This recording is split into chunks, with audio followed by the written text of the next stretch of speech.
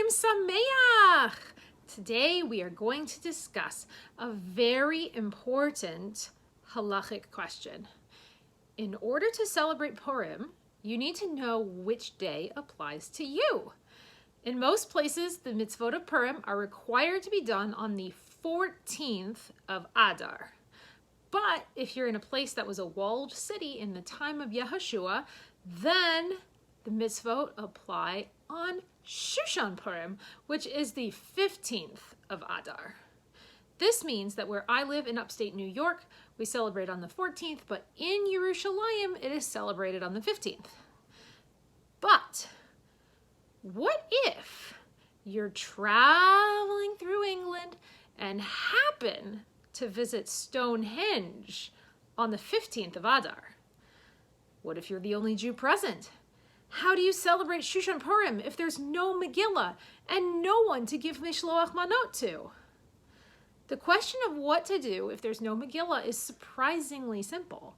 According to the Gemara, the reason we do not say Hallel on Purim is because reading the Megillah is equivalent to saying Hallel. And by the Meiri, if you do not have a Megillah, you therefore revert back to saying Hallel.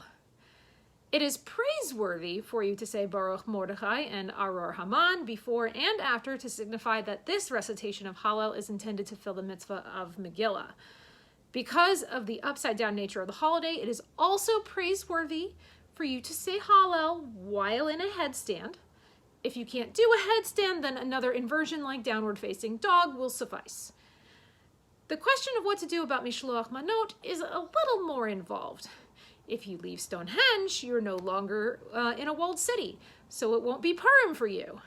But while you are at Stonehenge, you have the mitzvah of Mishloach Manot. Unlike Megillah, there is no substitute for Mishloach Manot. So, what do? The first thing to consider is that the definition of being in a walled city that is required to celebrate Shushan Purim is that the walled city surrounding areas are also obligated to celebrate Shushan Purim. And this is defined in the Penine Halacha as being within sight of the walled city. So any place that can be seen from Stonehenge or that can see Stonehenge is in the zone of Shushan Purim.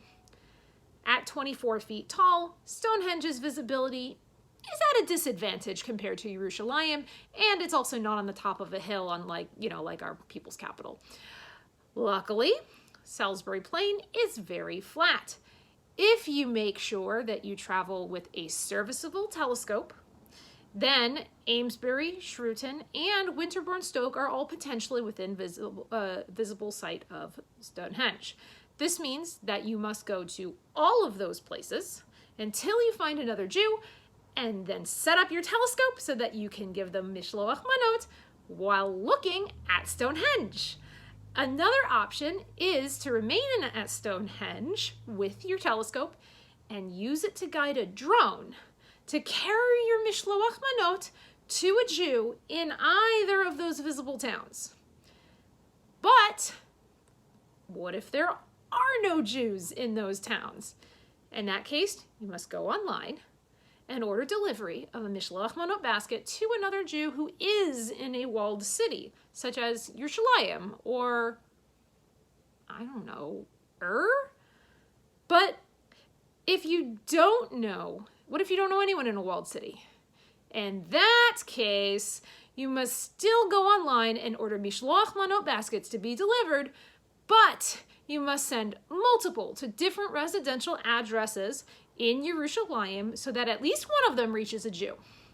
To maximize your chances for success, it is advisable to choose addresses in Mea She'arim.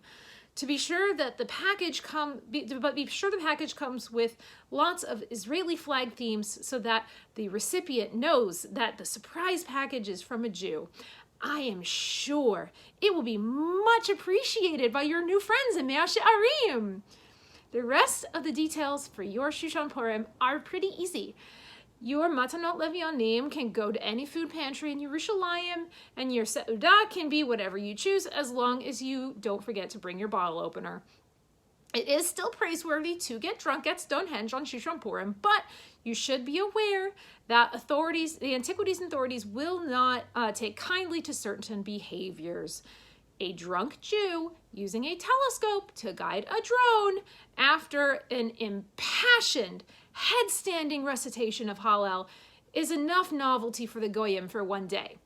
It is vital to avoid adding litter and excessive noise to the mix. If you must vomit, be sure to do so into a gallon Ziploc that can be disposed of when you reach a trash can. All soda waste must also end up in an appropriate receptacle. Despite the excellent acoustics, groggers are not recommended as they will disturb other travelers and be a chilul Hashem. And it's as simple as that. Now you know how to celebrate Shushan Purim at Stonehenge. Chag Sameach and get traveling. But don't forget your telescope.